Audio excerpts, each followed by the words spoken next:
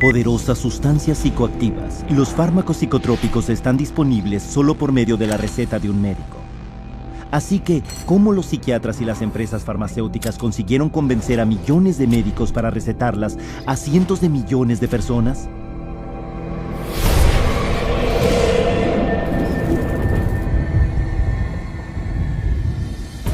Las empresas farmacéuticas están ansiosas de poner sus productos en el mercado tan pronto como sea posible. Esto es, después de todo, un negocio, y cada día puede representar millones. Para asegurarles al público y a los médicos generales que sus psicotrópicos, que no han sido analizados muy a fondo, son seguros, las empresas farmacéuticas no reparan en gastos para hacer que los psiquiatras los apoyen, y ellos están muy contentos de recibir el dinero. It's really quite an interesting marriage that the drug companies have with the medical profession, and psychiatry primarily is a strong arm of that. Esta relación surge en la Facultad de Medicina. You go to medical school and you learn that drugs are the answer. And then you go into residency and you're told about this whole armamentarium of psychotropic drugs. And if somebody's bipolar, you use this whole group of drugs. If someone's depressed, you use these drugs and so on. And that is the Bible. And when you're a believer, as psychiatrists are, in the Bible of psychiatry, or in that box called psychiatry, you're not likely to stray unless you begin to think for yourself. Y una vez fuera de la Facultad de Medicina, a muchos de estos psiquiatras, verdaderos creyentes, los reclutan las empresas farmacéuticas y se les prepara como portavoces. They know then who are the psychiatrists who are most easily influenced, and they can then invest in those doctors, take those doctors to whatever fancy resort to be educated about the latest, newest med. And those people then become the experts. They go and give the talks at the medical dinners, at the fancy restaurants, or at the drug-sponsored symposia at the American Psychiatric Association. They become the teachers in the residency training programs.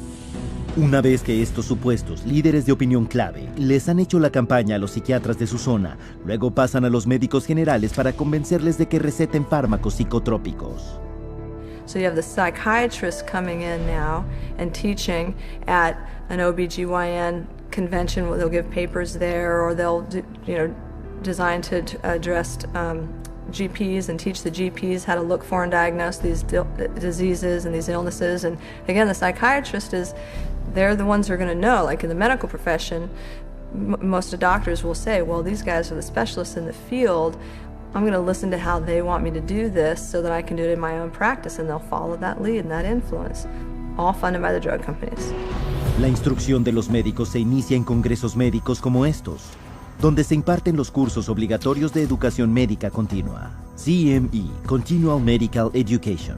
I'm required once a year to have so many units of postgraduate training, and so I have to go to get my hours by approved training centers that the state recognizes, and those approved training centers are run by the drug companies. Pero lejos de ser educativos, estos congresos los producen a menudo firmas de educación médica profesional contratadas por empresas farmacéuticas.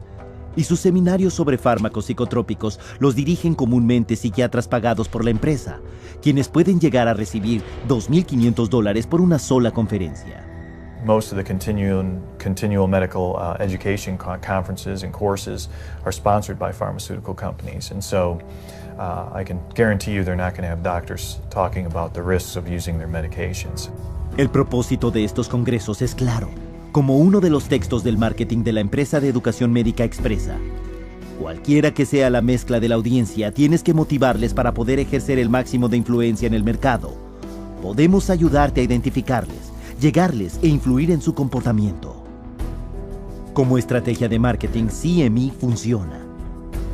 En un estudio, los promedios de recetas que siguieron a los congresos de educación médica ascendieron hasta un 87% para un fármaco y un 272% para otro. No es una sorpresa que la industria farmacéutica gaste ahora hasta $1,000 millones por 371,000 eventos de este tipo cada año. And as long as they're making money, they're going to do everything they can to subsidize medical education, medical journals, postgraduate medical education, including the educating of psychiatrists, to use as many drugs as possible. Y los psiquiatras pagados para dar estas charlas se las arreglan muy bien. Un ejemplo pertinente, el Dr. Charles Nemiroff de la Universidad Emory. Con profundos vínculos financieros con casi 2 docenas de empresas farmacéuticas, el Dr. Nemiroff recibió $2.800.000 en dinero farmacéutico del 2000 al 2007. Cuando se reveló que había violado la ley federal al no informar de $1.200.000 de este dinero a su universidad, dimitió como presidente del Departamento de Psiquiatría de Emory. Pero el Dr. Nemiroff no dejó de dar charlas y realizar apariciones personales. También se le desenmascaró por tener vínculos financieros con la empresa a cuyo recurso médico él había hecho una crítica favorable en una revista psiquiátrica que él mismo editaba. En otra ocasión, contrató a 14 colegas de la Universidad de Emory para escribir artículos para un suplemento especial de la revista médica por la celebración del 5º aniversario de la introducción del antidepresivo Effexor.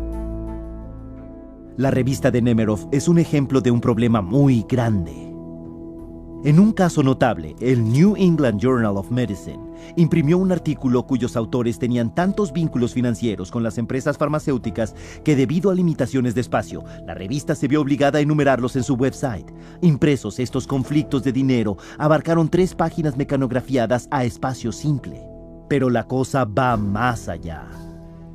En muchos casos, revistas respetables han sido embaucadas para publicar estudios escritos por escritores fantasmas de las empresas farmacéuticas, pero atribuidos falsamente a psiquiatras prominentes, a quienes se les paga hasta $20,000 por poner sus nombres en ellos. The pharmaceutical industry has set up companies that are educational companies, and they create papers subpoenaed evidence has found these papers where on the top it'll say author ? i.e. they haven't yet decided who to invite to be the author of this scientific paper. Los escritos por personas que escriben algo que firma otro son muy comunes. Hasta un 50% de los artículos de investigación psiquiátrica están escritos por escritores fantasmas. A veces el psiquiatra al que se le paga para poner su nombre en el artículo apenas le ha echado un vistazo. Tomemos por ejemplo al psiquiatra Dr. David Donner, quien refrendó Paxil como el autor principal en un estudio de 1995 publicado en la revista europea de neuropsicofarmacología, solo para admitir más tarde que él no había revisado nunca ninguno de los datos reales del estudio, pero que en vez de eso firmó las reseñas. Incluso el dirigente principal de la FDA para la revisión de los ensayos clínicos de fármacos psiquiátricos, el psiquiatra Dr. Thomas Laughren, ha firmado repetidamente artículos escritos por escritores fantasmas de las empresas psiquiátricas que promocionan el uso de antidepresivos y antipsicóticos, psicotrópicos ahora etiquetados por la propia FDA como con alto riesgo de comportamiento suicida y muerte prematura. Aparte de su considerable influencia sobre los que formulan la política de la FDA, las empresas farmacéuticas ejercen un control extenso sobre los diarios psiquiátricos por medio de sustanciales presupuestos de propaganda. Every other page is a pharmaceutical ad that they pay for, and so they are the livelihood of the journals. That's how they get published. Medical journals are completely supported by the ads from drug companies. Without the ads, the journals would dwindle away. Doctors look to scientific publications as the objective source. It comes from this university, this research being done by these, highly revered, very well-respected leaders in my industry. If I can't trust them, it's doctor to doctor. I'm not listening to those sales reps. That's different. This is doctor to doctor. I'm listening to the big guy. And, they've taken over that process. The scientific literature now, you just can't trust it.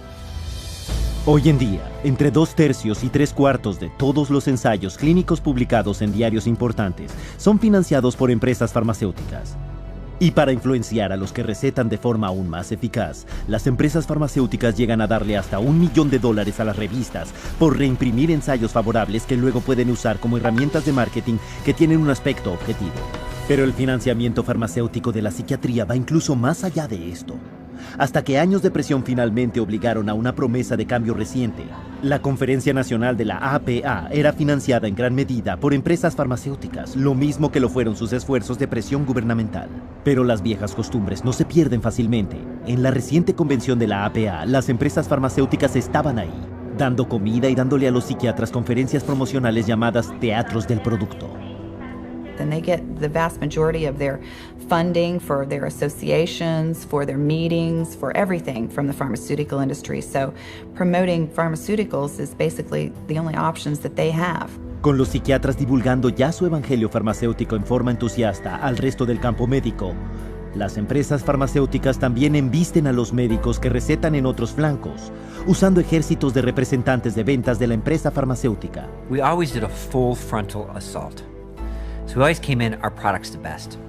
Our product's the best, our product's the best. Are you gonna write it? Are you gonna write it? You're gonna write scripts? You know, this was kind of our mentality. My job and my pay was based solely on my ability to push drugs through my territory. So if I wasn't moving enough prescriptions, if I wasn't moving enough pills through my territory, I was at risk of being fired, and on a lesser level, you know, I wasn't making the bonus money. The bottom line for you was it was a business, you got paid, and you had to get as many prescriptions as you needed that doctor to write, and you did it however you could. Una forma de poner a la gente en los fármacos psicotrópicos es por medio de las muestras gratuitas. Estas no las proporcionan los fabricantes de fármacos psicotrópicos debido a un sentido de amor al prójimo.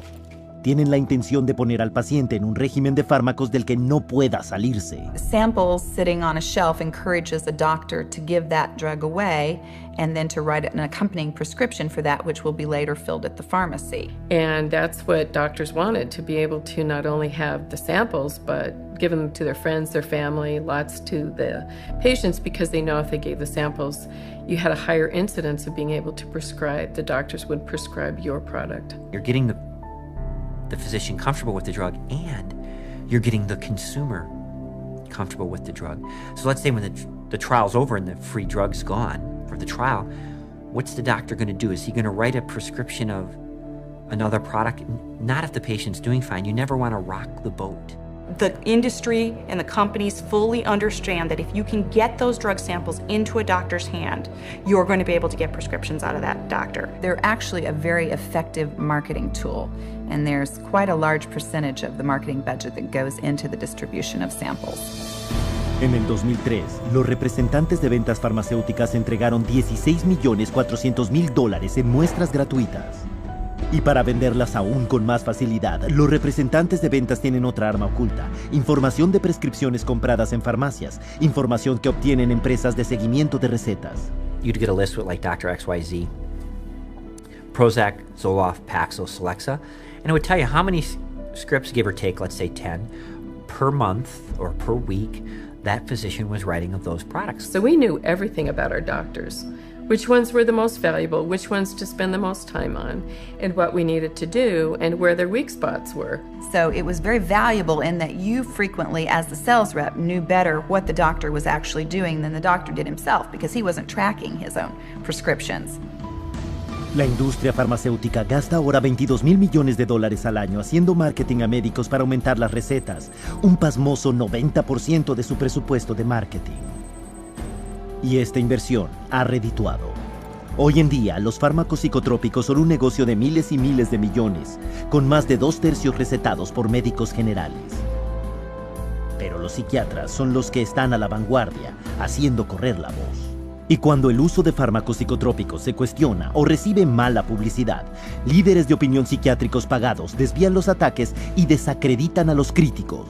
O simplemente pueden usar su posición para hacer que el problema se vaya. Un ejemplo que viene al caso: el doctor en psiquiatría Daniel Casey, presidente del primer consejo asesor de la FDA, que se reunió en 1991 para decidir si una etiqueta de aviso sobre el aumento en el riesgo de suicidio debería añadirse a la etiqueta de Prozac.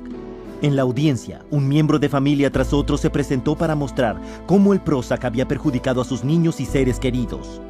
Al final, sin embargo, el doctor Casey y sus colegas votaron en contra de la etiqueta, citando falta de pruebas. Pero lo que muchos en la audiencia no sabían es que 5 personas del panel de 9 miembros tenían vínculos financieros significativos con empresas farmacéuticas. El propio Casey se convirtió en el presidente de un panel asesor de la FDA que votó la aprobación de otro antidepresivo, Zoloft, más tarde ese mismo año, y pronto se convirtió en uno de los oradores más solicitados en pro del Zoloft. Pero la corrupción va más allá incluso de los psiquiatras en la FDA. A directores de instituciones psiquiátricas importantes les pagan considerablemente las empresas farmacéuticas, como el delegado del director del Instituto Psiquiátrico de Nueva York, quien en un año recibió $140,000. Incluso los organismos gubernamentales no están inmunes al conflicto de intereses.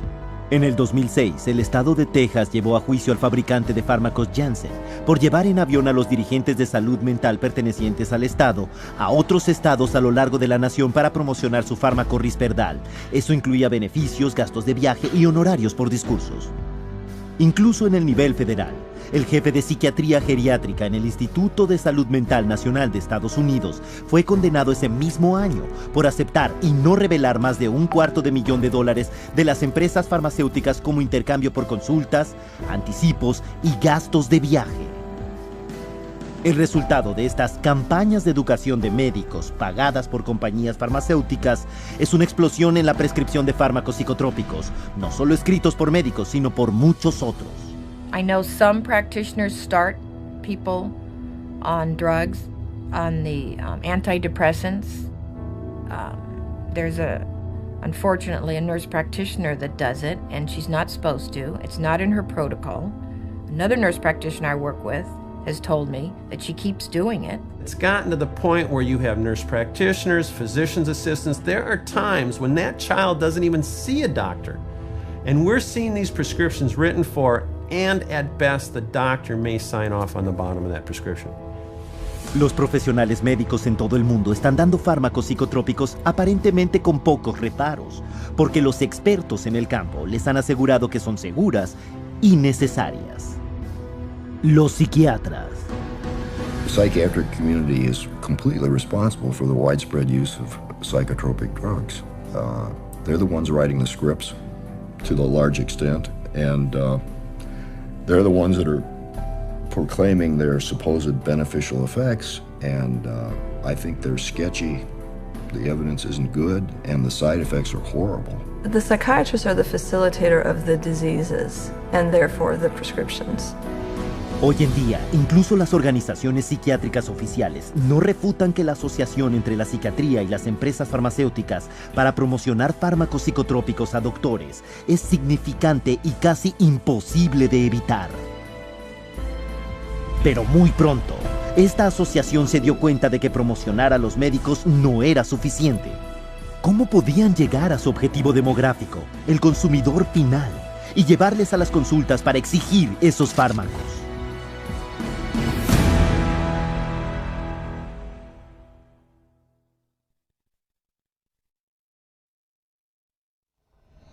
A mediados de los 70, Henry Gadsden, director de Merck, una de las corporaciones farmacéuticas más grandes del mundo, le dijo a la revista Fortune que quería que su empresa fuera más como el fabricante de chicles Wrigley y venderle a todo el mundo, incluso a gente sana. ¿Se ha hecho realidad el sueño de Gadsden? ¿Está el marketing dirigiendo ahora la maquinaria de una de las industrias más lucrativas de la Tierra? ¿Se están comercializando los fármacos psicotrópicos como el chicle?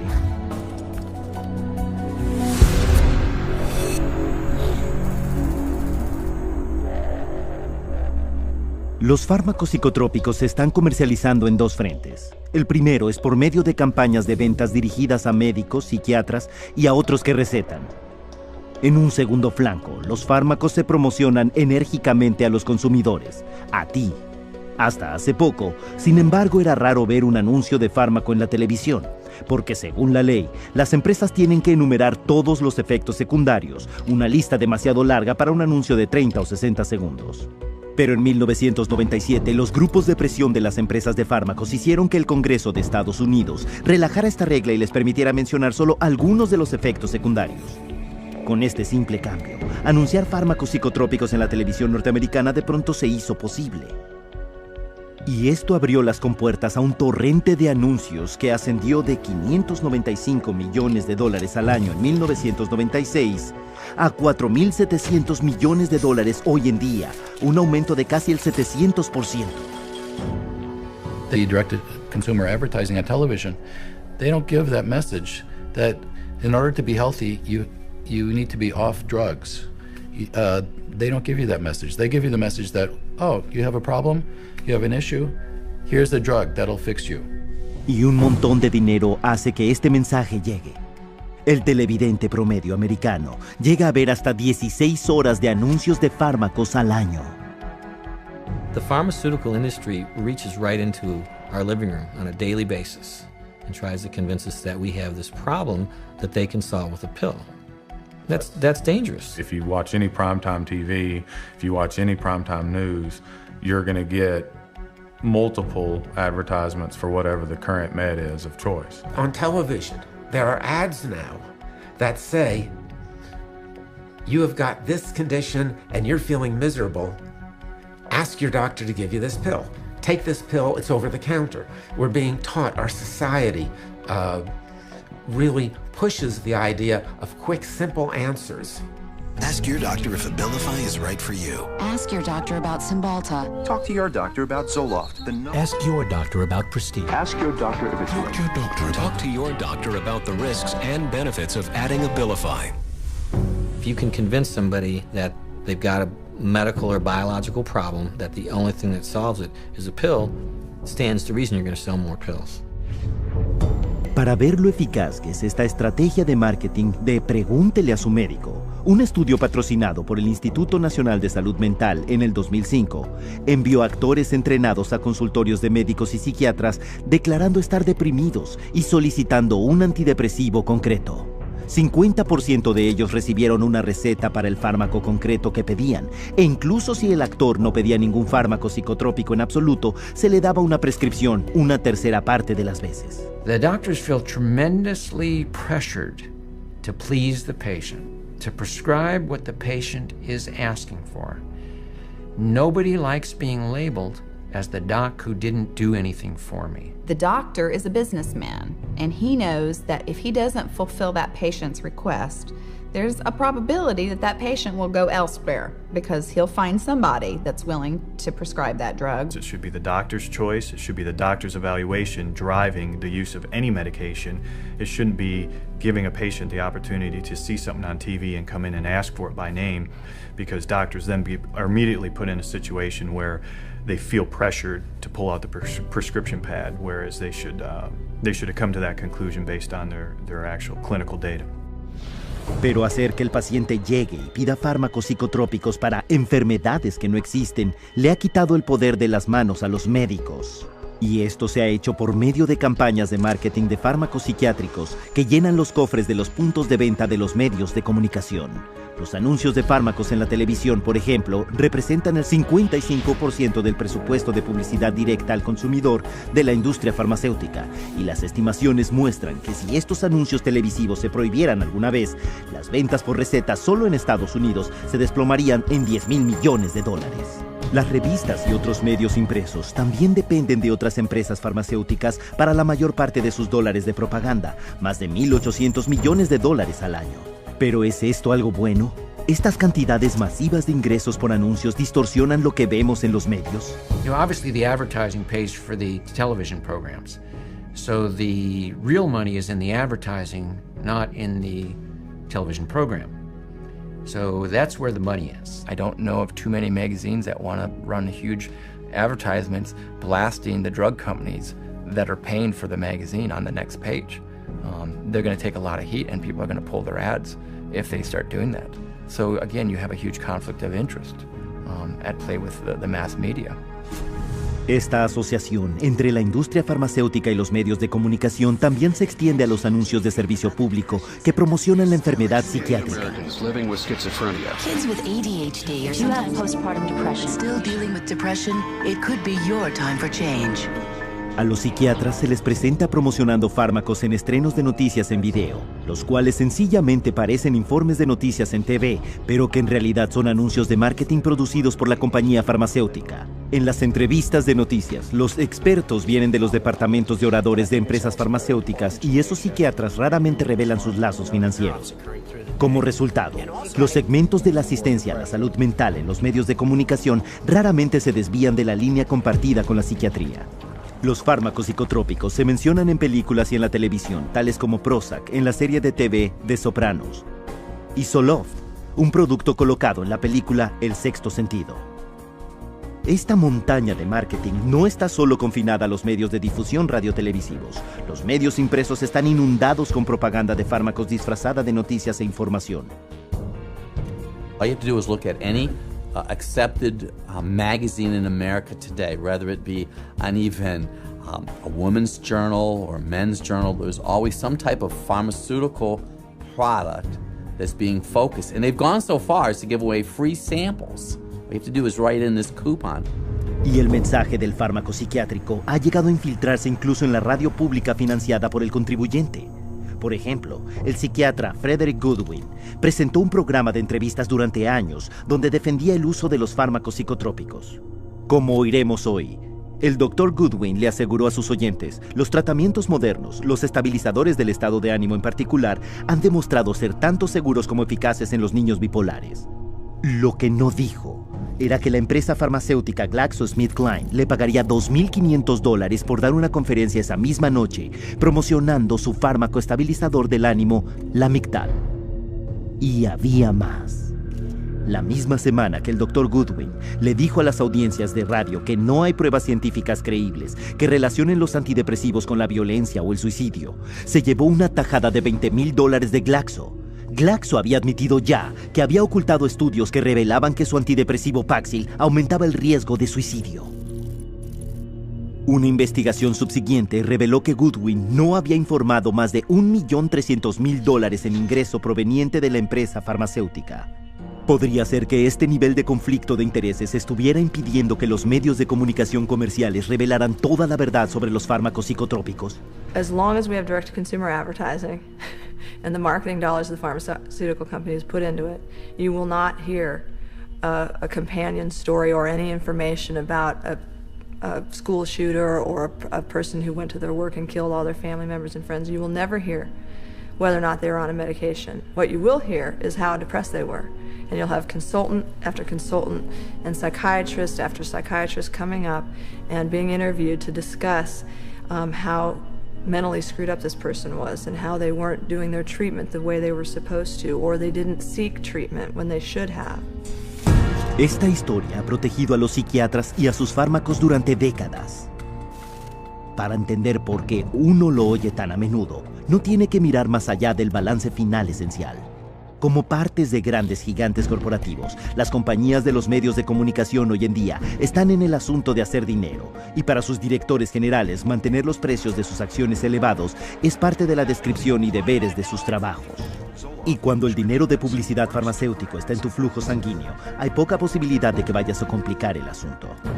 Con las fuentes tradicionales comprometidas así, uno podría preguntarse si la información que recibe sobre los fármacos psicotrópicos es realmente toda la historia.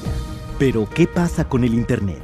Bueno, los psiquiatras y las empresas farmacéuticas ya están promocionando los fármacos psicotrópicos en el ciberespacio, también con muy pocas restricciones. If a patient goes online and looks up a drug and puts in a drug's name, and there'll be a bunch of sites that come up, many of those sites will be funded by the drug companies, but you won't be able to tell from the site. You'd have to, dig up, if at all.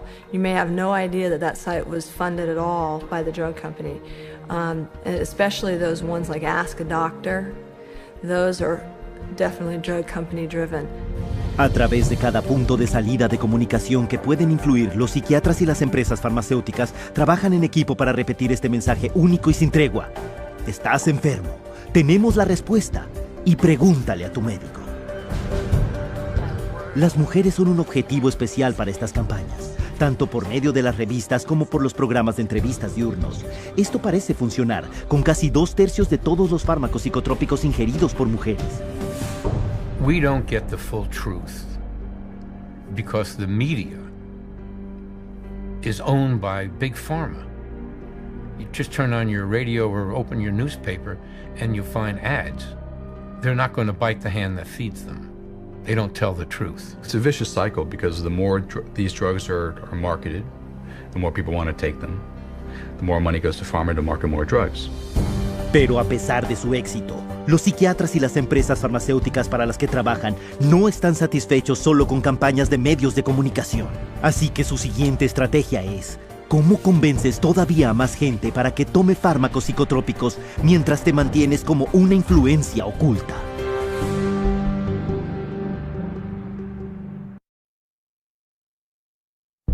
Las empresas farmacéuticas se gastan miles de millones cada año para promocionar su última droga.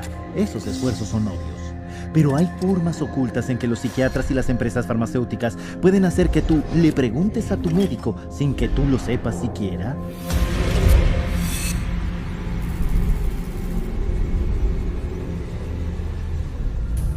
Podría parecer imposible que pudiera crearse un antojo por los fármacos psicotrópicos sin que uno siquiera fuera consciente de ello.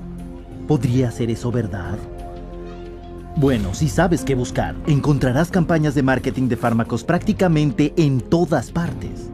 En hospitales, los programas que promocionan a los psicotrópicos se emiten por cadenas como El Canal del Paciente en circuitos cerrados de televisión. Se pueden encontrar en libros para niños como Brandon y el oso bipolar, donde a un muchachito se le dice que sus sentimientos los causan compuestos químicos en su cerebro que pueden controlarse con buena medicina. Hay programas de concientización de la salud mental que hacen giras por los campus universitarios para promocionar chequeos de salud mental. Otra promoción oculta atrajo a unas chicas de preparatoria a una conferencia sobre trastornos alimenticios para venderles Zoloft. ¿De dónde salen estas campañas? Muchas de ellas vienen de grupos pantalla de la industria dirigidos por psiquiatras, pero con una pose de grupos compasivos de apoyo al paciente. A group that's focused on people who get depressed, or these support groups. Those are all also funded by and driven by, in large part, the drug companies. The fact that they're being, highly funded by the drug companies puts into question, the information that they're providing. De hecho, una encuesta global estima que 2/3 de todos los grupos de defensa del paciente dependen de empresas farmacéuticas o fabricantes de artilugios para por lo menos algo de sus ingresos. A través de entrevistas en los medios, anuncios de servicio público y eventos promocionales, los grupos pantalla de la psiquiatría predican que al menos 1/4 de todos los habitantes están mentalmente enfermos. Tú también podrías estarlo, y no hay nada que puedas hacer al respecto salvo tomar psicotrópicos por el resto de tu vida. Y de todos los programas que usan para que la gente empiece con estas drogas, uno de los que más éxito tiene y suena más benévolo es la campaña de test de salud mental. Todo empieza con los psiquiatras y sus tests basados muy ampliamente en el DSM, que abarcan situaciones normales de la vida como la tristeza, el nerviosismo y la soledad ocasional. Because the symptoms are so subjective and the way they decide to describe it, everybody's got depression. So then they started targeting the kids and doing this at schools, and they implemented it through the school process. Coming to the schools and having depression screening days. People would come in and they'd fill out these questionnaires and, oh yeah, you've got it. Brought in quite a few new customers. Pero con estadísticas que demuestran que más de 1/4 de los que hacen esos tests en miles de lugares de test, después empiezan a tomar antidepresivos. Es difícil ver estos tests como ninguna otra cosa que una oportunidad de marketing espectacular.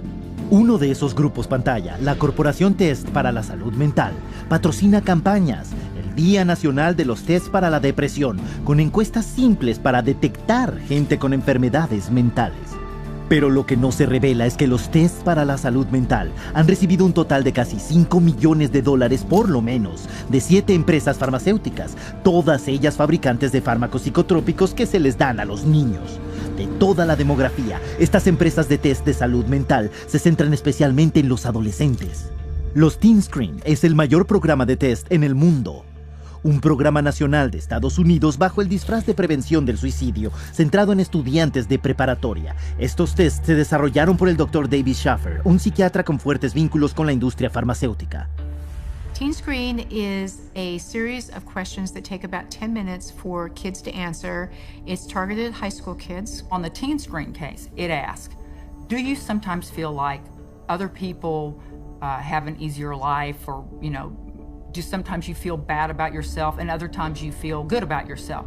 Well, given where you are in that particular day and what's happened, you're going to answer that differently. Once this test comes back that the child answered it based on how his emotions were at that very moment, that information gets passed back to the school, possibly the guidance counselor, adjustment counselor, or the school counselor herself, and that child is then referred on to mental health agency. Y los estudios muestran ahora que una vez frente a un psiquiatra, a 9 de cada 10 niños se les prescribe un fármaco psicotrópico. Usando un lenguaje alarmista y estadísticas engañosas, el teen screen intenta asustar a los padres temerosos de que su hijo pueda tener tendencias suicidas. Pero una mirada más de cerca revela que esto no es un programa de prevención del suicidio en lo más mínimo, sino una campaña de marketing farmacéutico. Y este marketing y su amplia red de diagnóstico crea un gran promedio de lo que se conoce como positivos falsos. Según la propia admisión de Schaffer, al 84% de todos los estudiantes que hacen el test se les etiquetó falsamente con tendencias suicidas. De manera previsible, muchos padres ven al teen screen con suspicacia. Para evitar esto, el personal de Teen Screen le ha ofrecido a los niños incentivos tales como cupones para el cine o pizza gratis para motivarles a conseguir la firma de sus padres o un impreso de consentimiento. Para eliminar la objeción de los padres, Teen Screen ha instituido incluso una política de consentimiento pasivo, por la cual si los padres no se oponen formalmente por escrito, se supone que el niño tiene permiso para que se le hagan los tests. Typically, the permission slip that comes home is a permission slip that if you don't sign it, they will give the children the screening anyway. Y para muchos que terminan el cuestionario de los tests, los resultados pueden ser desoladores. En Colorado, Teen Screen etiquetó a más de la mitad de todos los colegiales como en riesgo de suicidio, a pesar del estudio gubernamental que indicaba una proporción de menos de 1 entre 10,000 suicidios de adolescentes, mucho menos posibilidades que de ser alcanzado por un rayo. De hecho, en la última década, el índice de suicidio de los adolescentes estadounidenses no se ha elevado, sino que se ha reducido en un 25%. There's no data that supports that, doing something like a teen screen is actually going to reduce suicides. They themselves have indicated that the numbers are so small, the suicide rate is so small, that, you can't really get an accurate read on whether it works or not. Además de eso, hay pruebas ahora que lejos de impedir el suicidio, los programas de test pueden de hecho causarlos. El presidente del Instituto Nacional del Consorcio de Investigación de Salud Mental concluyó: era más probable que los participantes consideraran el suicidio como una solución a un problema después del programa que antes del programa. Y la investigación ha mostrado que una vez que les empiezas a dar fármacos psicotrópicos, los niños tienden a no solo considerar el suicidio, sino que de hecho lo llevan a cabo. You may have more people that are so distraught by the way they are when they're under the influence of the drug that they do commit suicide.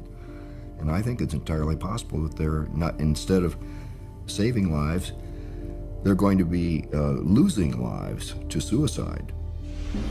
Sin ninguna prueba de la eficacia por un lado y un inconveniente inmenso por el otro, Teen Screen todavía se realiza en 43 estados, en más de 500 lugares.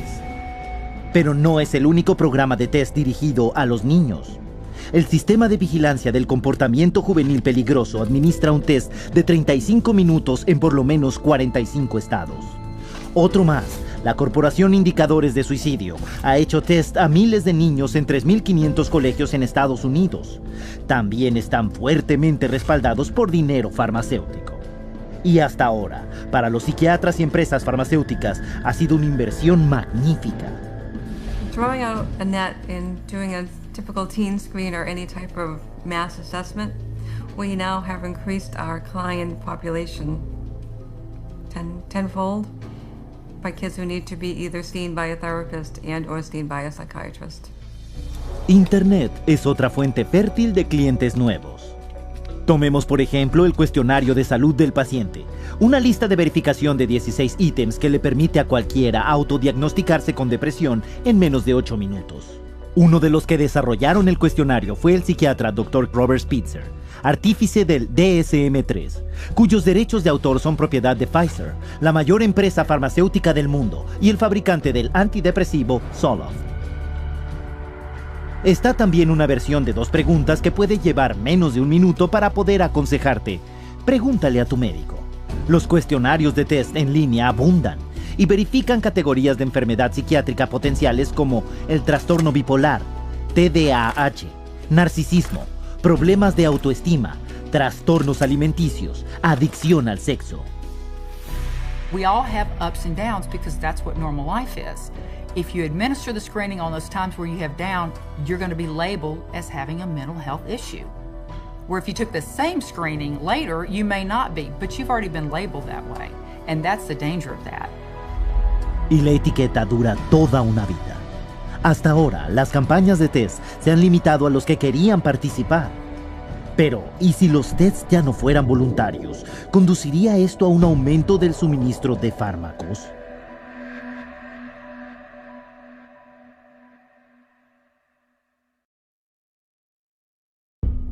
Los psiquiatras insisten en que un test de salud mental sería beneficioso para todos.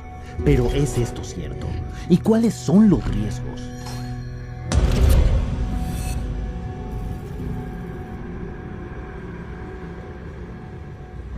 En el 2003, un grupo de asesoramiento presidencial conocido como la Comisión Nueva Libertad para la Salud Mental publicó un programa exhaustivo con su estrategia de realizar test en importantes áreas de la sociedad americana por cualquier señal de enfermedad mental.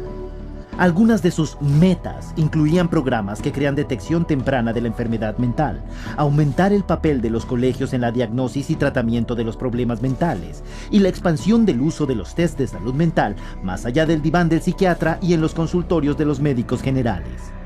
It's going to screen the population for mental health. The whole population. They're going to do it by stages, starting with school children, of course. Hasta ahora los test de salud mental obligatorios no son aún una realidad, salvo para unas pequeñas áreas de la sociedad. Una de ellas consiste en la más impotente y más privada de derechos de todos, el albergue para niños. A child goes into foster care, they label the child with some kind of a psychological problem. The child is immediately sent to therapy. Well, the therapist will say, well, I believe the child needs to be on something. So they recommend that the child see a psychiatrist to have the drug administered. Out of the 60, 65 families that I see, easily 90% of the kids they have the mental health diagnosis to begin with.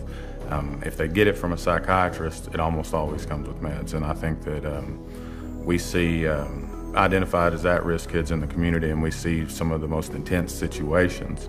And a lot of them are on 4 or 5 different meds. I've seen children that when the day they're taken out of their parents' custody and placed into state custody actually seem happy, healthy, vibrant, energetic. And then, 2 months later, after they've begun taking these medications, they are very slow. They are zombie-like, is the best way to describe it.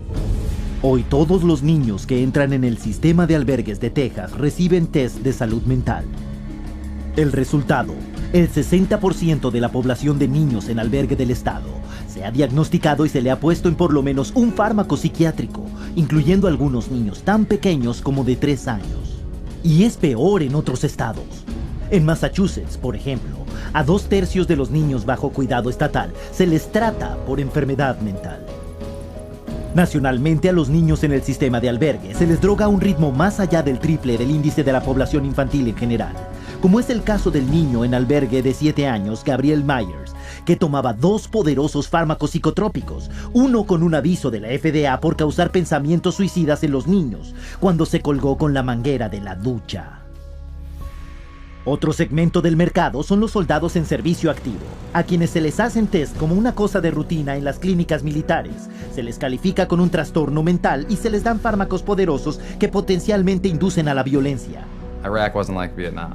There weren't illegal drugs everywhere, but there were drugs everywhere because, every guy on post, they knew all they needed to do was go down and see the combat stress unit, the shrink, and he was the drug dealer on post for us. Almost everybody that saw the body or experienced the event were put on some sort of psychotropic medication. Some bases where my friends were at, my fellow veterans were at, everyone, the whole platoon was on drugs. I would say about 75% of active duty military is addicted to some type of psychotropic drug. You can walk around a military barracks and you ask someone for some Prozac, and somebody's got some Prozac or some Xanax or some Zoloft. I've got friends who were in the Army with me who are now dependent on Zoloft and psychotropic drugs just because they got used to it in Iraq and they didn't ever want to get off it, and now they're dependent on it and addicted to it.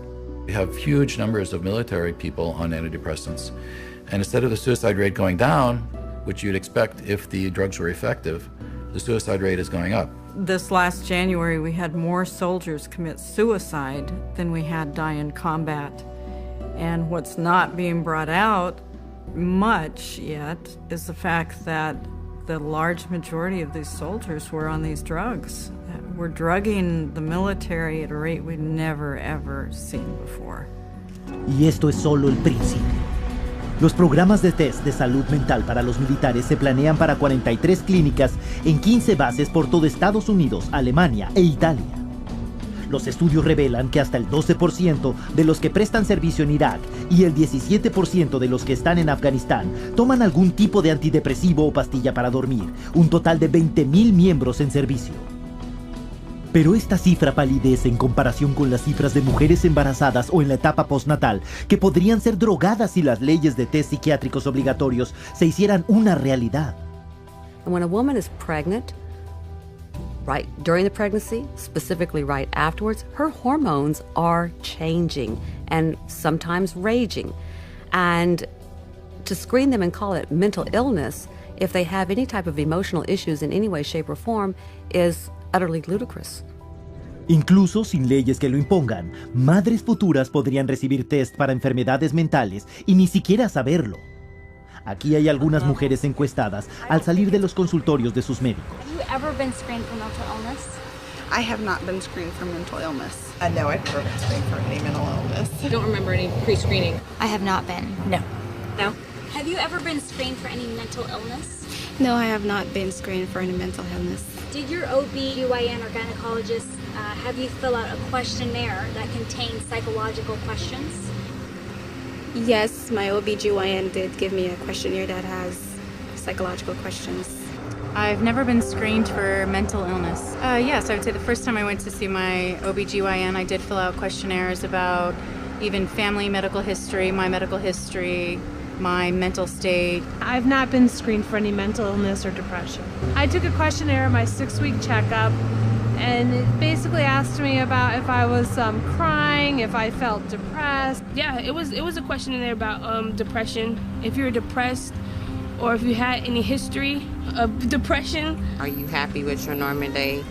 Are you happy about being pregnant? Or have you ever hurt yourself? Or are you happy? If I feel like hurting someone, if I was angry. Do mental illness run in your family? You know, it was very noticeable to me after the pregnancy that they're actually fishing for the postpartum depression.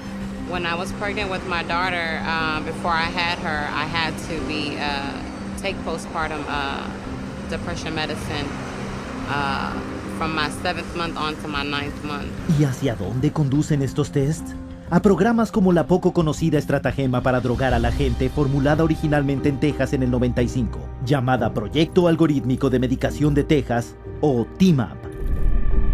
TMAP is a program that was originated starting in the 90s, a collaborative group of doctors from University of Texas and the Texas Department of Mental Health and Mental Retardation. And what it was supposed to do is come up with the best practice for treating mental illness. Usando financiación de investigación de 11 empresas farmacéuticas distintas, este panel, dominado por psiquiatras, creó un diagrama de flujos paso a paso que requería que se prescribieran solo los más recientes y más caros fármacos para los pacientes con problemas mentales. Y si uno de estos psicotrópicos no funcionara, los médicos estaban obligados a usar otro que fuera caro. Y si no funcionaba ninguno, el paso siguiente sería el tratamiento de electrochoque. Pero los que dirigen TMAP estaban ocultando un conflicto de interés de magnitud. They didn't disclose that the researchers that were all involved in creating this, almost every single one of them had financial relationships with the pharmaceutical companies. Pero Texas no es el único estado con problemas de corrupción. Alan Jones era un investigador de la oficina del Inspector General de Pensilvania. I learned that these monies were all coming in to the state to support and to promote a program called TMAP, the Texas Medication Algorithm Project.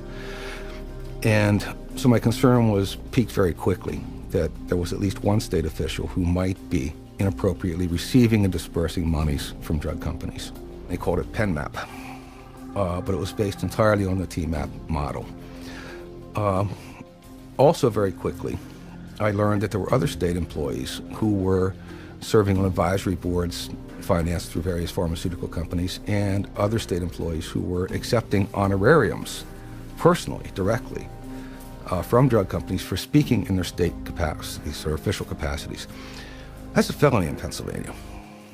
I saw there was a much bigger picture and attempted to surface that bigger picture and was consistently told to back off. I was told that drug companies write checks to politicians on both sides of the aisle. Back off. You will not expand this investigation into the drug companies. Continued to press the investigation, much of it on my own time at this point. I became increasingly alarmed that all of the drugs recommended by the TMAP program were exclusively the new patented atypical antipsychotics for schizophrenia and all of the brand new patented SSRI antidepressants. None of it added up. When it became obvious to me that my investigation was not going to be permitted to continue, and it became obvious to the Inspector General's office that I was not going to stop, I was removed from lead investigator on the case. They threatened me with loss of career, with loss of job, with loss of reputation, essentially. A pesar de la investigación que resultó en la condena del farmacéutico en jefe de Pensilvania, TMAP y otras ramificaciones como PenMap se extendieron por todo el país, generando miles de millones de dólares en ventas de fármacos. Pero el chance psiquiátrico viene con un costo público muy grande. En el 2001, TMAP y su equivalente para los niños, CMAP, llevó a la bancarrota al programa de Medicaid de Texas y a los sistemas de salud mental y penitenciario del estado. Así que, ¿qué es lo que vemos en el cuadro final? Un programa de test de salud mental del gobierno, financiado por el contribuyente, en donde a cada persona que los psiquiatras juzgan con enfermedad mental, le dan poderosos fármacos psicotrópicos peligrosos y muy caros. Y si no funcionan, se les da tratamiento de electrochoque. They're going to start with school children on the new Freedom Initiative. Then they're going to move it to senior citizen nursing homes. Then they're going to move it to, of course, military. And then parents. By the time you're 18, you've been screened in utero when you were an infant. You were screened as an infant when you first came out. You were screened in your daycare. You were screened then at school. You were screened at the pediatrician's office. You're screened in high school. You're screened over and over again. And to sit there and pass laws requiring that people be screened and drugged based on screening under state law or federal law is really, it's criminal. It should not be done. They're marketing this madness all over this country, and we are actually becoming an example for the rest of the world. So we're, again, the poster child, if you will, and so the rest of the world is spending more and more on drugs. I don't know that there was ever a time in the history of the world where people have been drugged to the extent of what we're seeing today. The reality is, if you look at the overall picture, I don't see these drugs helping us make a better society. We see it in the military, we see it in our children, we see it in the schools. These drugs are not working to make a better society. Y con las campañas de marketing de las enfermedades mentales ocultas yendo a toda marcha, ¿qué les pasa a los pacientes una vez diagnosticados y entregados a la máquina de medicación psicotrópica?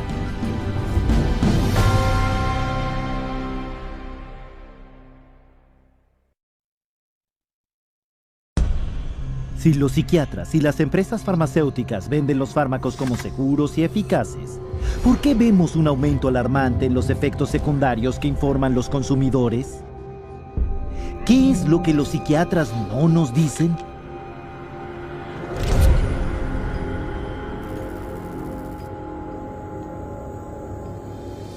Todos los fármacos crean cambios biológicos en el cuerpo humano. En la medicina general, los cambios que son intencionales se llaman efectos principales.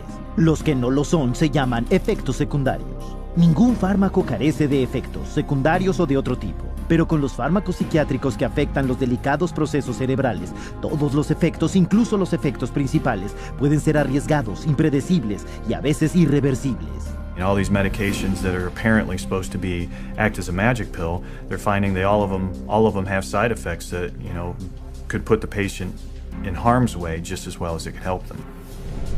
Así que, ¿qué son estos fármacos? ¿Y cómo funcionan? Para encontrar la respuesta, deberías poder encontrar la mayor parte de esta información en el folleto del fármaco. En el folleto se encuentra el mecanismo de acción, la explicación del fabricante del fármaco sobre cómo funciona este en el cuerpo. Tomemos por ejemplo los antibióticos, fármacos que se han usado durante más de 50 años como cura para enfermedades infecciosas como el tétano, la tuberculosis y la inflamación de garganta. Su mecanismo de acción es bien conocido. Los antibióticos impiden la actividad celular de las bacterias, inhibiendo así su crecimiento o destruyéndolas completamente. Pero con los psicotrópicos, lo que los fabricantes de fármacos dicen en sus propios paquetes es que su mecanismo de acción se desconoce. Most of the medications that are given to clients, whether they're SSRI medications or they're antipsychotics, a lot of the pharmacology of these medications, they don't even know how they work in the first place. Pero se ha notado que hay un efecto secundario principal de los psicotrópicos que es común a todos. Most medication and psychotropic medication, I've noticed, tends to flatten the things, so that while you're decreasing the depression, you're also decreasing the joy. And so you're minimizing what it means to be human in the service of avoiding dealing with a problem. They can't connect to the world around them. They feel like there's no feeling, which is, you should have some feeling there. All that's doing is really numbing them down, and they're not doing the work that they need to do to resolve that issue that's going on somewhere internally. Pero la insensibilización de las emociones no es la única forma en que los fármacos psicotrópicos afectan al consumidor. Cada una de las 5 clases principales de psicotrópicos tiene efectos secundarios en sí mismos. Los antipsicóticos típicos como el Toracin son productos químicos poderosos que se diseñaron originalmente para paralizar los sistemas nerviosos centrales de los pacientes hospitalizados. Se usan ahora principalmente en gente con problemas mentales graves y pueden causar sentimientos de indefensión, deterioro mental, daño neurológico, demencia, temblores, contracciones nerviosas y daño a los órganos internos, por nombrar unos cuantos. Los fármacos contra la ansiedad como el Valium y Xanax se recetan para el nerviosismo, la ansiedad y los trastornos de pánico. Pueden causar la disociación del paciente, debilitamiento cognitivo, aumento de la agresividad, fatiga, alucinación y amnesia aguda. They've got foggy thinking. They're bloated. They have weight gain. They're now diabetic. It's one symptom after another, all caused from the drugs that they're taking, and they don't realize it. Estimulantes como el Ritalin, Adderall y Concerta se usan para gente con problemas de atención como el trastorno por déficit de atención con hiperactividad. Estos fármacos son muy adictivos y pueden resultar en atrofia del crecimiento, pérdida de peso, comportamiento maníaco, palpitaciones cardíacas, tics neurológicos, arritmia cardíaca, reducción cerebral grave y mal funcionamiento, ansiedad, insomnio, comportamiento violento y muerte repentina. Ritalin, un estimulante comúnmente recetado a los niños, actúa sobre el cuerpo en una forma muy similar a la cocaína, pero es mucho más potente. Y estudios recientes muestran que causa cambios permanentes en los cerebros en desarrollo de los niños. So you're going to have problems, and it is shown that some of these medications, particularly the stimulants that they're giving, like Ritalin, Concerta, all the ADHD medications actually shrink brain tissue. They know that these psychiatric drugs destroy cells, destroy brain cells, shrink brain tissue. How can that possibly ever benefit anyone? It can't. That's the simplicity. It's not possible. Los antidepresivos son una cuarta clase de fármaco psicotrópico. Como su nombre sugiere, se usan para tratar la depresión y los trastornos del ánimo. La lista de los efectos secundarios incluye visión borrosa, boca reseca, presión sanguínea baja, sangrado interno, aumento de peso, trastornos del sueño, ataques, función cardíaca debilitada y psicosis. The most common thing that I see is the sexual dysfunction. So women having a hard time reaching orgasm or just finding that their libido is lower. And I see that with men as well. And the second most common thing I see is weight gain. I have to say it is not terribly uncommon to see a 40-pound weight gain with antidepressants. Un estudio encontró que Paxil, un antidepresivo de los más usados, aumenta el riesgo de cáncer mamario en las mujeres en un factor de 7 veces. Quizá lo más peligroso de todo sea la medicación con antidepresivos de mujeres embarazadas o en la etapa postnatal.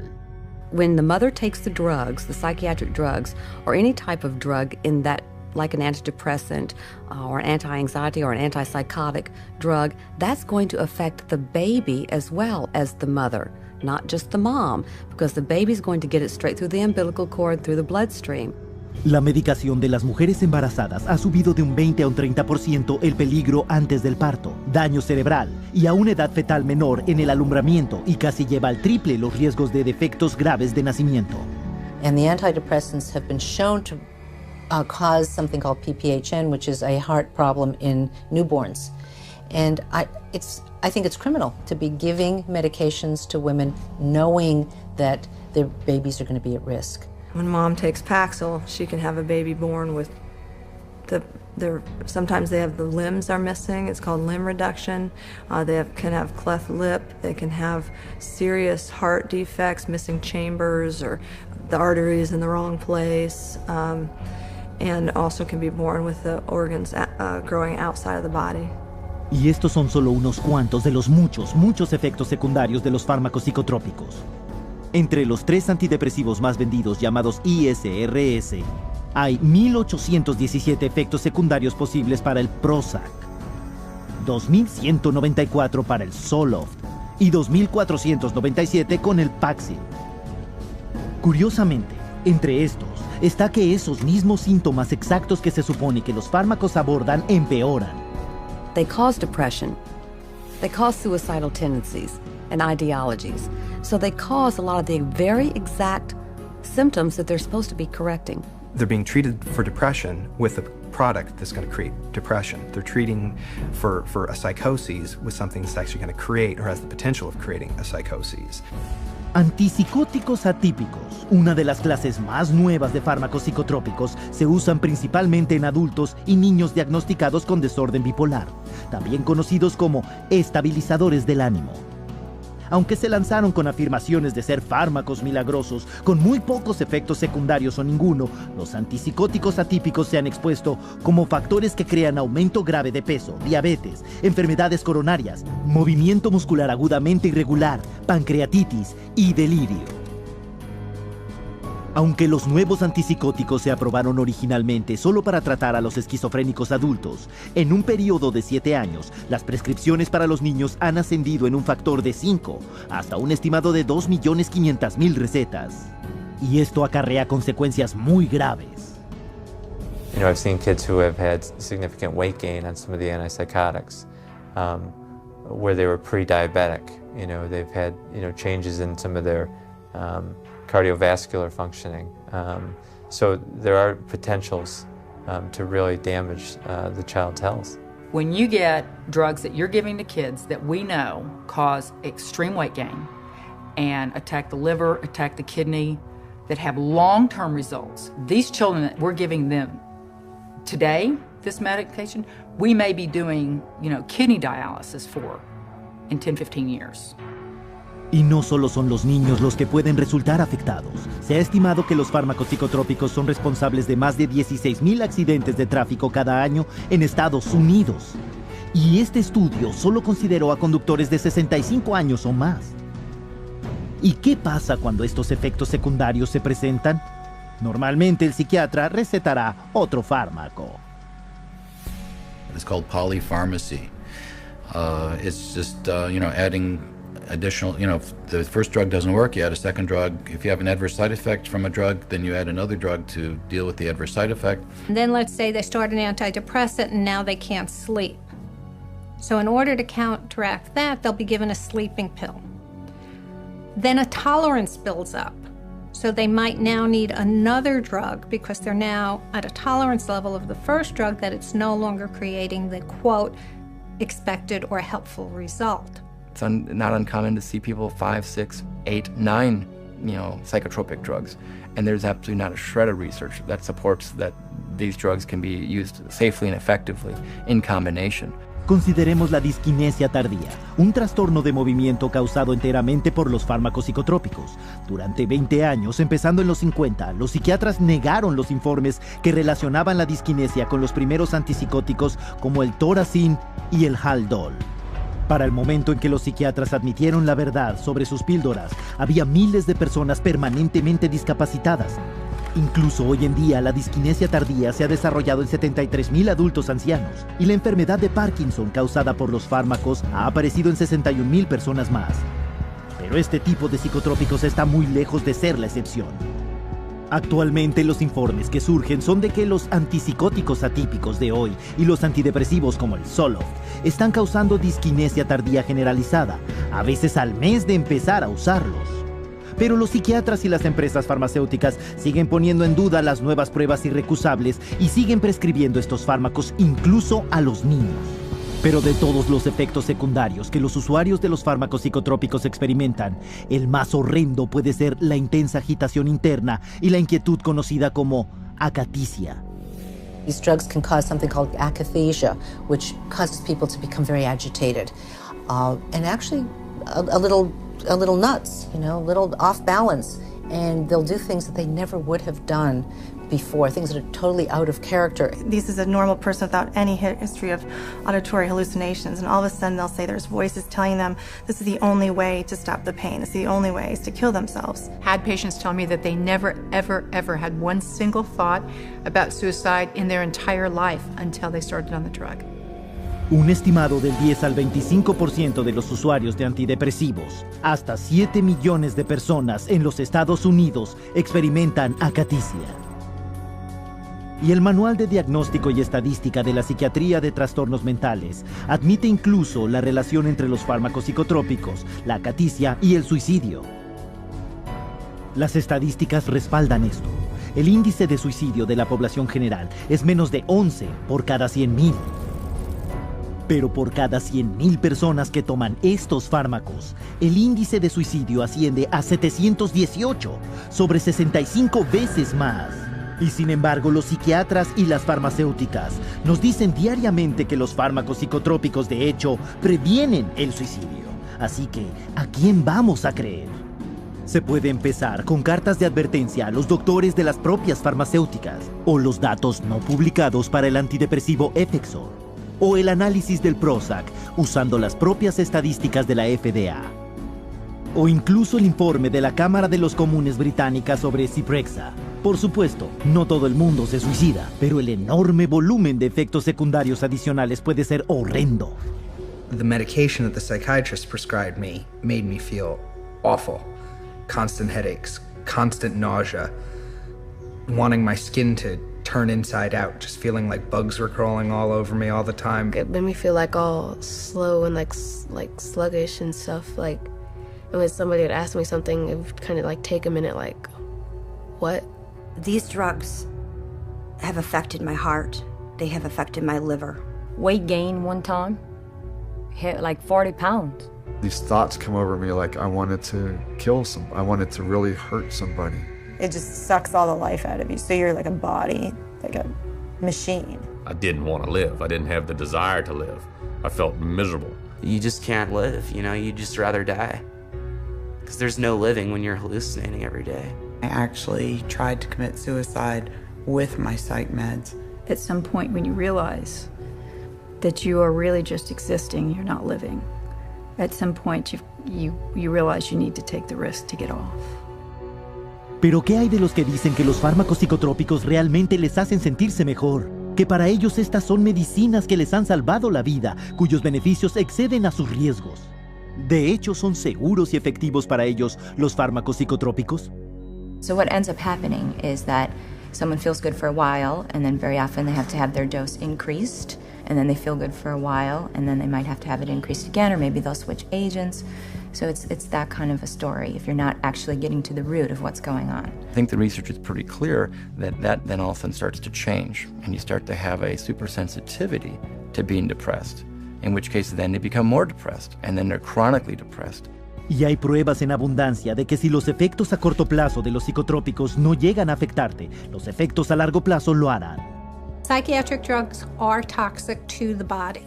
They do build up in the body and add to the body's reserve and reservoir of toxins that will suppress the immune system, and the body will try and fight them as foreign objects. If they're on these medications for years and years and years, I mean, one of the things that we know about adults and some of the, for bipolar and schizophrenia is that they're they're dying at younger ages.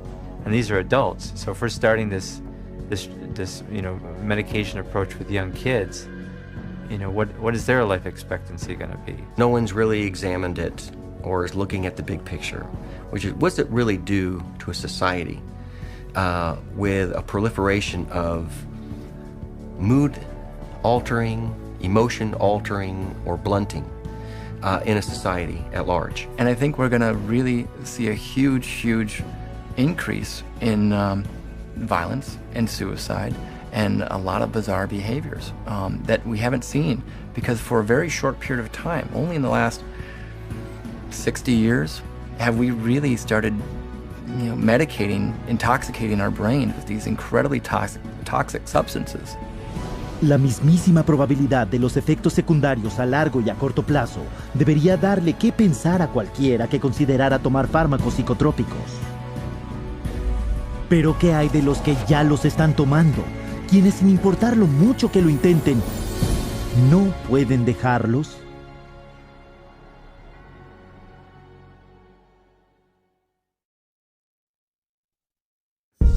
Se ha observado desde hace mucho que las drogas psicotrópicas tienen una multitud de efectos secundarios físicos y emocionales con los que muchos no pueden vivir. Pero si los efectos secundarios de las psicotrópicas son tan malos, ¿por qué algunas personas siguen tomándolas?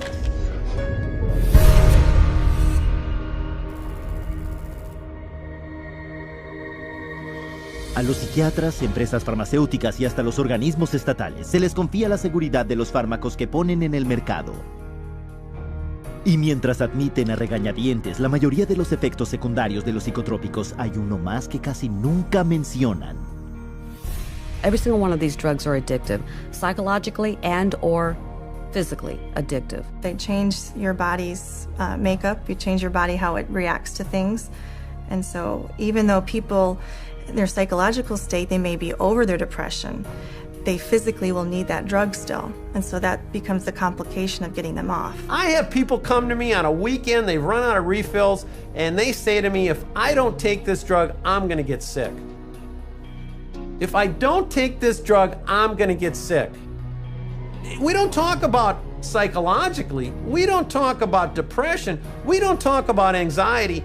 I am going to get sick if I don't take this drug this weekend. It has nothing to do with psychology. Pero oigamos lo que algunos psiquiatras cuestionados en un congreso reciente de la APA tenían que decir sobre la adicción. How addictive are psychiatric drugs? They aren't. Only benzodiazepines. They're not addictive at all. Antidepressants are not generally considered addictive. SSRIs are not addictive. Antipsychotics, they don't cause addiction. Major tranquilizers are all safe as far as addiction is concerned. The drugs that most of us are using in neuropsychiatry are not addictive at all. Así que, ¿quién tiene la razón? Para enterarnos, no tenemos que mirar más lejos que a la experiencia de los pacientes que lo han vivido en carne propia. The psychologists and psychiatrists, I went to both. They never told me that they would be addictive. They would cause me to have these thoughts. For sure, the psychiatric drugs I was on was addicting. Within six months to 9 months, I was hooked. Boy, Xanax had a hold of me. I mean, I was going through a bottle of pills every 3 or 4 days. I lost my job over it. Over a prescription drug that's not supposed to be addictive, I lost my job. The reality is that it is addicting. It will wreck a person's life. Este conflicto sobre la adicción se reduce a una definición de las palabras. La mayoría de la gente considera la adicción como una necesidad psicológica o física incontrolable de una cierta sustancia. Pero no los psiquiatras. Ellos definen la adicción como una ansia de una dosis cada vez más y más alta del mismo fármaco, mientras que la necesidad incontrolable de tomar drogas se clasifica solo como dependencia. Por eso los psiquiatras no admitirán que sus fármacos son adictivos. In their definition, a very small percentage of people become addicted. The reality is a large percentage of people can't get off these drugs, and they call that dependence. It's all a matter of how they term it. And when you look at addiction, it could be that their tolerance increases and their needs and wants to use the medications increase, or it could be they simply, once they start on the medication, they're not able to come off of it without help. They try to, and as soon as they try to come off the medications, they start to have symptoms that are unwanted and obviously keep them wanting to take the medications again. When you explain to them how addictive it is, they are surprised because they're like, well, it's a prescription. So I do believe that a lot of people don't really know how harmful these meds are. They don't view them as dangerous as some of the street drugs. Pero muchos psicotrópicos se han convertido en drogas callejeras, especialmente el tipo de drogas que se les dan a los niños diagnosticados con deficiencias de atención o hiperactividad. Estimulantes como el Ritalin, Adderall y Concerta crean tanto hábito que están enumerados por la Administración de Imposición de la Ley sobre Fármacos como fármacos clasificación 2, sustancias altamente adictivas en la misma lista que la morfina y la cocaína.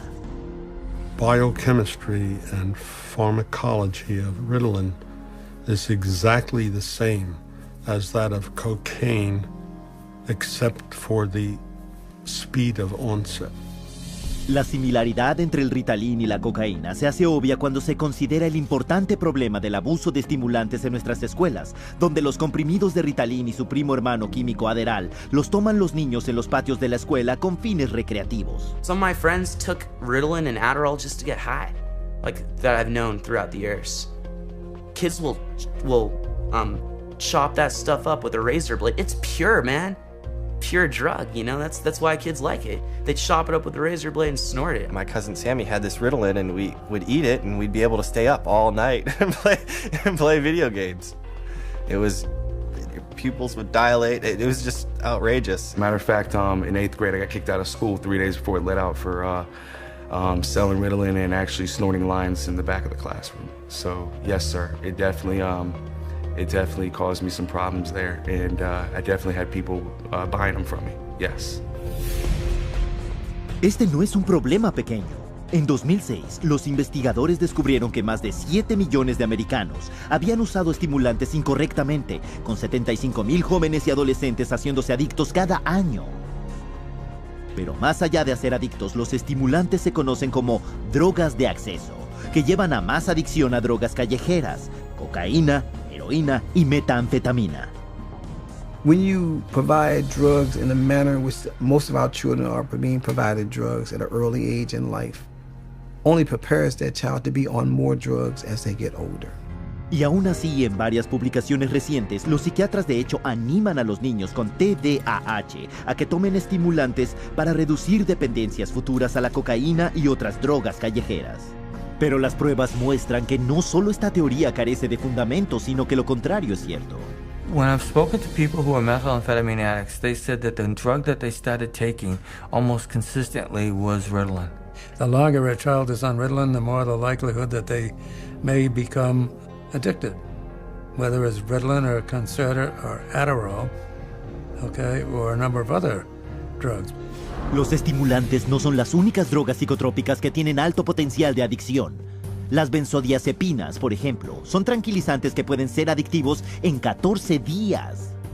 Tomemos, por ejemplo, la benzodiazepina Xanax, que solo después de 5 años en el mercado producía 1.500.000 adictos cada año. Y dejarlo puede ser muy difícil. Los síntomas de la retirada del Xanax incluyen temblores, pérdida del apetito, calambres musculares, problemas de memoria y concentración, insomnio, agitación, pánico y ansiedad. Some of the psych medicines, particularly the benzodiazepines, are some of the most addictive drugs there are in terms of the persistent withdrawal anxiety that these drugs cause. I have been in the position of having to withdraw a number of people from benzodiazepines that I didn't put on them, obviously. And it's difficult. It's really difficult. Prescription benzodiazepines, I think, are much more dangerous and much harder to come off of for the patient than the street drugs are. Pero los supervivientes te dirán que las benzodiazepinas no son la única clase de psicotrópicos que son extremadamente difíciles de dejar. I had about a 10-year time frame in my life where I abused both street drugs and prescription drugs. And the drugs that were the hardest to come off of, in my opinion, were the psychiatric medications. And I mean worse to come off of than a drug like heroin. Withdrawal symptoms from the psychiatric drugs just made my mind go crazy. I couldn't think. I couldn't form coherent thoughts whatsoever. I was racing. I had highs and lows, ups and downs, hot and cold sweats. I went through seizures. I was sweating with night sweats so bad I was wetting my bed just with sweat. I had tremors really bad. I mean, I joked that I looked like I had the end stages of Parkinson's disease, but you couldn't even hold me still when I was going through withdrawals. My legs would shake. I couldn't sleep. No one in the world should have to go through what I went through, in my opinion, and I wouldn't wish it on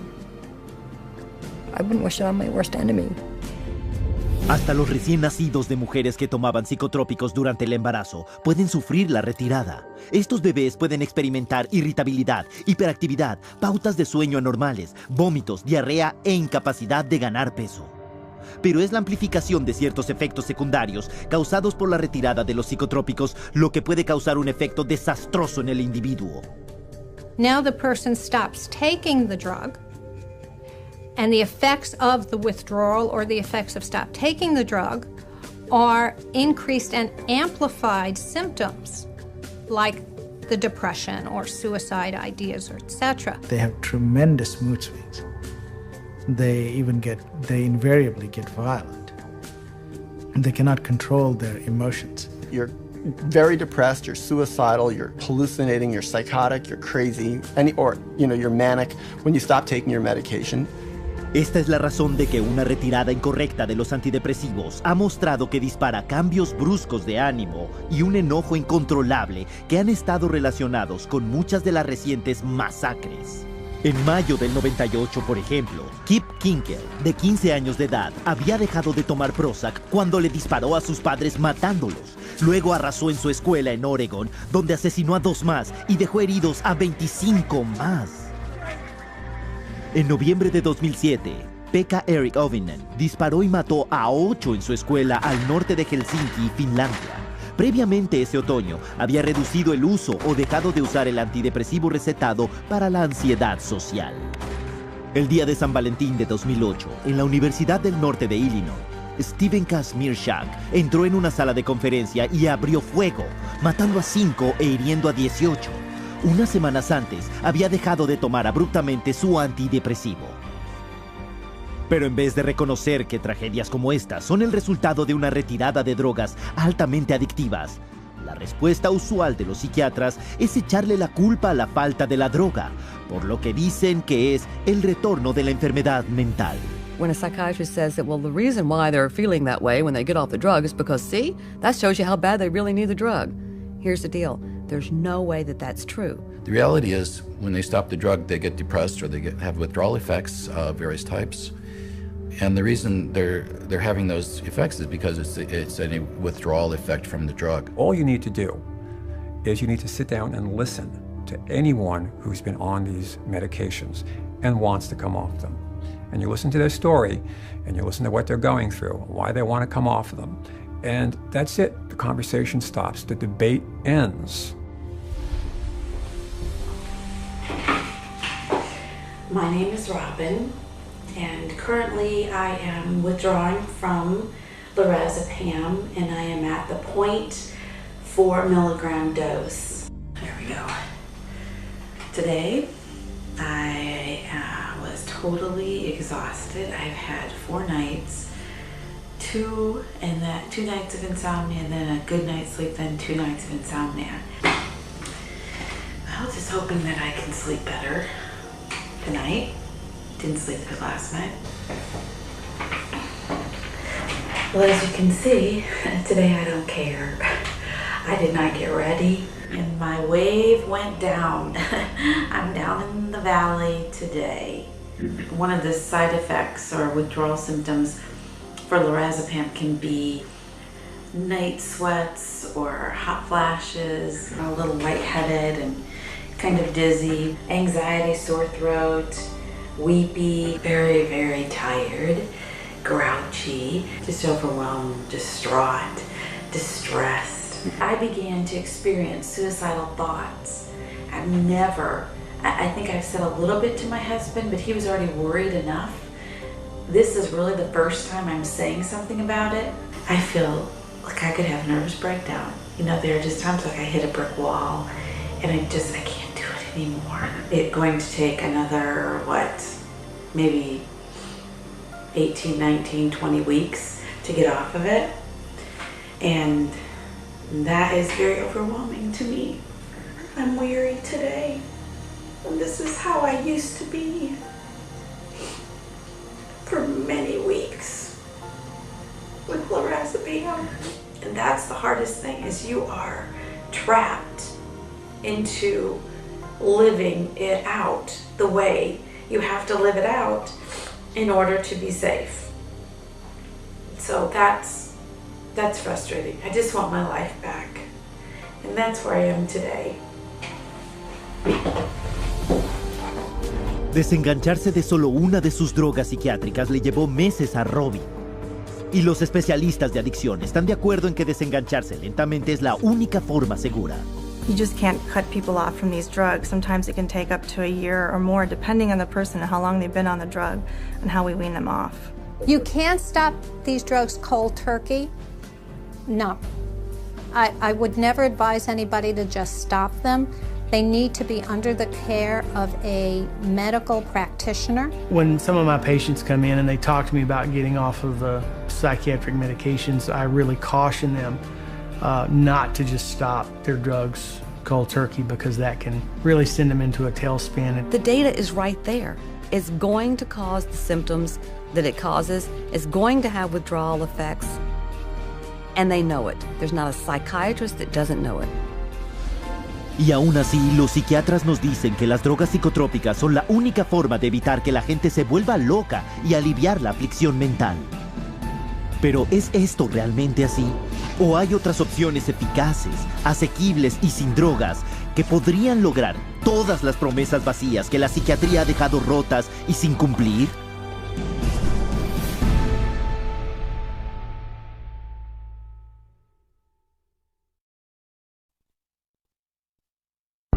Después de todo lo que hemos visto, ¿deberíamos creer la afirmación de los psiquiatras de que su próximo descubrimiento está a punto de aparecer? Y si la psiquiatría no está funcionando, ¿a dónde vamos a partir de ahí?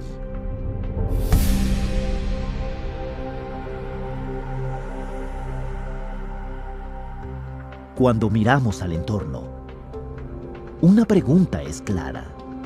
¿Cómo puede cualquiera confiar en los psiquiatras en cuanto a su salud mental? Incluso los psiquiatras entrevistados en un congreso reciente de la Asociación Americana de la Psiquiatría admiten de inmediato que no tienen la respuesta. What is the answer to mental illness? That's too broad of a question to answer. The answer to mental illness. I don't think there are any answers to mental illness.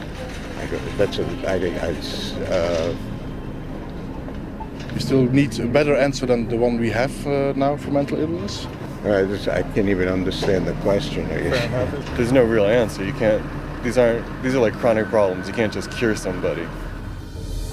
Debido a que la psiquiatría no tiene respuestas, ¿cómo cuidamos a los que tienen problemas psicológicos muy reales y graves?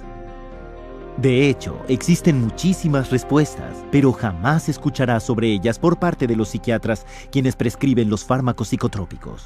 Una solución era el proyecto de Soteria, establecido en 1971 por el Dr. Loren Mosher, el investigador principal de la esquizofrenia en el Instituto Nacional de la Salud Mental. Loren Mosher developed this program, through NIMH to look at this, because they were starting to have in the research a debate about whether the medications were actually being helpful or whether they were actually causing some problems. They would create a community-based center where people diagnosed with schizophrenia could go. It was going to be non-drug oriented because he didn't believe that psychiatric drugs were the answer to schizophrenia. It provided a place to where there could be people there who would be supportive and be there during the time they have a crisis. Instead of medicating them, be there with them and help them through it. Y los resultados fueron asombrosos. Los residentes de Soteria iban mucho mejor que los que tomaban medicamentos con muchas menos readmisiones. El éxito de la casa Soteria mostraba que la comprensión y la compasión eran más eficaces para aliviar la angustia mental, mucho mejor que el tratamiento psiquiátrico y sin los detestables efectos secundarios. Pero a pesar de eso, el avance del Dr. Mosher fue rechazado completamente por la comunidad psiquiátrica, que dependía de los fármacos psicotrópicos y los fondos farmacéuticos. En la carta de renuncia del Dr. Mosher a la Asociación Americana de Psiquiatría en 1998, él escribió: "La psiquiatría ha sido comprada casi completamente por las compañías farmacéuticas. Condonamos y promocionamos el uso y abuso general de químicos tóxicos que sabemos que tienen efectos muy graves a largo plazo. La psiquiatría es una trampa, como se practica hoy en día. Desgraciadamente, la respuesta es principalmente sí." When people ask me about why aren't there more places to get this type of treatment and why is biopsychiatry kind of taken over, if they were effective, why did they go away? And I really think that it goes back to the question of money. Entre la presión política empleada por el establecimiento psiquiátrico y una falta de fondos, refugios como Soteria son pocos y apartados unos de otros. Pero se pueden encontrar, y los que tienen angustias graves pueden reponerse y sí lo hacen. ¿Y qué hay de las ansiedades mentales o emocionales comunes de cada día, tales como la depresión o los cambios de ánimo? Sin el uso de la psiquiatría, ¿cómo podemos tratarlas?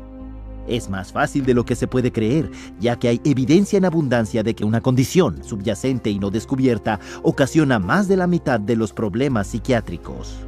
I would say nearly 100% of the time, when someone comes in wishing to get off of an antidepressant, I find some underlying issues that weren't addressed originally that may have contributed or else caused their mood disorder. And you start to look at all the different factors in their life, a lot of times you can find that there's multiple different reasons that someone's not feeling well. Viruses can cause depression.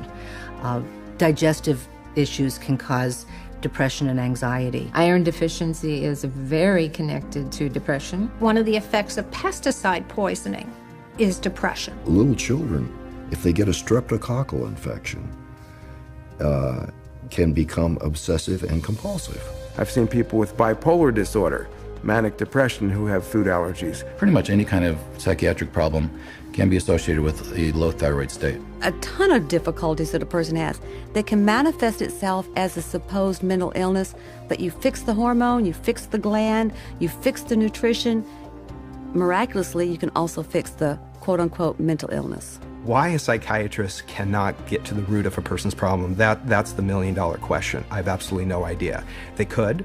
They learn it in school. They could just as easily run a blood test as I could run a blood test. They could run all the diagnostic tests I can. They study anatomy, physiology, pathophysiology.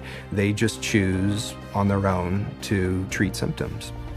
¿Y qué hay acerca de otros que tienen un problema psicológico que no se debe a un problema físico subyacente? Divorcing parents, a change in babysitters, moving in the middle of a school year. Those can cause disruptions in the normal flow of sitting in a class and paying attention. Good things are seen as stressful as bad things. Buying a house can be as stressful as losing a house. Getting married can be as stressful as getting divorced. But it may be some situational anxiety, situational depression that would have resolved on its own years ago. And the patient's been on medicine for years. Well, it is ridiculous to think that normal depression or grief from normal life circumstances should be treated with medication. We didn't think this way before we had them because people just took it for granted that life was difficult at times. It was stressful, painful, and, difficult emotions, be they anger, pain, sadness, grief. All these things are normal reactions, and to cover that up with medication is really to turn your back on what makes us human beings, which is our emotions. Por supuesto, los problemas mentales graves necesitan a veces la ayuda de otros. Pero a causa del poder enorme del dinero de las empresas farmacéuticas que mantiene a los psiquiatras pagados en posiciones de influencia sobre el público, los medios de comunicación y el resto del campo médico, el único tratamiento del que se habla es el de los fármacos psicotrópicos. Pero hay algo que el consumidor puede hacer: insistir en el consentimiento informado preciso. Informed consent boils down to the patient must be told about their diagnosis and what the risks and benefits and alternatives are to the treatment. Risks and benefits and alternatives to the treatment, risks, benefits and alternatives to not treatment. Entonces, ¿cuáles son los puntos clave del consentimiento informado en cuanto a los fármacos psicotrópicos? 1. Los trastornos psiquiátricos no son enfermedades reales que requieren de tratamiento médico. 2. No hay pruebas científicas de que los fármacos psiquiátricos resuelven o curan ningún problema mental. 3. Los fármacos psiquiátricos ocultan los síntomas y ocasionan efectos secundarios graves a corto plazo y a largo plazo. 4. Los fármacos psiquiátricos pueden causar la dependencia y la adicción. 5. La mayoría de los problemas mentales se causan por una enfermedad física subyacente. 6. Sin importar cuán severa sea la angustia emocional o psicológica, hay muchas opciones eficaces que no implican los fármacos psiquiátricos. Desafortunadamente, estos puntos casi nunca se les mencionan a los pacientes. I have over 2,000 clients, and I can honestly say 100% of them that have come to me, it has either been suggested that they take psychiatric drugs or they actually have taken them. And probably 70 to 80% have actually fallen into the trap and taken the psychiatric drugs because they didn't know what else to do. 50% of patients who are not treated for depression come out of it on their own without any therapy. Okay, that's never on an informed consent, but it is a fact. So, there's never a full informed consent. Pero la verdad está saliendo a la luz. 14 leyes estatales restringen severamente el etiquetar y drogar a los niños. Y la Ley Federal 2004 prohíbe al personal escolar de forzar a los padres a medicar a sus hijos o hijas con psicotrópicos. Mientras tanto, la Administración de Alimentos y Fármacos ha estampado su etiqueta de advertencia caja negra en antidepresivos de suicidio para niños y adolescentes, y otra advertencia sobre los estimulantes para infartos, apoplejía y la muerte repentina en gente de todas las edades. Por otra parte, los sobrevivientes psiquiátricos buscan ahora remedios legales para los efectos nocivos de los fármacos psicotrópicos. Desde el 2005, han habido 50.000 litigios por riesgos individuales del producto y daños corporales dirigidos en contra de compañías farmacéuticas por daños causados por fármacos psicotrópicos, un promedio de 34 juicios al día. Eli Lilly, acusado de poner en el mercado ilegalmente su antipsicótico Zyprexa, ha pagado más de $2.500 millones en convenios con 34 estados y 31.000 demandantes. En 2009, el creador de drogas Pfizer estuvo de acuerdo en perder el derecho sobre 2.300 millones, en parte por coludir con un grupo de frente psiquiátrico para poner a la venta ilegalmente su antipsicótico Geodon. Sin embargo, con ingresos farmacéuticos anuales de alrededor de 600.000 millones, las compañías farmacéuticas tratan los juicios y las sentencias como solo el costo de hacer negocios. De hecho, se sabe que apartan miles de millones por adelantado solo para ese propósito. The pharmaceutical industry has such a huge financial base that even hundreds of millions of dollars in fines is basically meaningless to them. Fines for some of these transgressions are like petty cash to the big companies. They're more concerned about the reputation that might be damaged by this. The main thing they do there is just try to hide the fact, and the quickest way to hide the fact is to quickly pay the fine and get out of town. Y esto abre la puerta para abogados emprendedores, pero deben estar preparados. Lawyers need to understand that they do not receive adequate scientific training to conduct these cases by themselves. They need to gather together a team of experts who will help them to do these cases wisely and well. And then other people will begin to see the rates of success that we have had over the last 12 years doing what I call science-intensive litigation. You have to go to the experts in the field and say, okay, bring your expertise to bear, come to court, and tell people what you know. I have found that there's an overwhelming number of people that when they see the atrocities that have occurred with psychiatry and the way people have been treated, they are very willing to come over and testify against psychiatry and testify against techniques that are being used. El sistema de la corte es solo un área donde la gente puede hablar. Usted también puede ayudar mostrando este documental a sus compañeros de trabajo, clientes, pacientes, amigos y seres queridos. Al hacer esto, contestará nuestra pregunta final. ¿Qué puedo hacer para proteger nuestro mundo del azote de la psiquiatría y los fármacos psicotrópicos?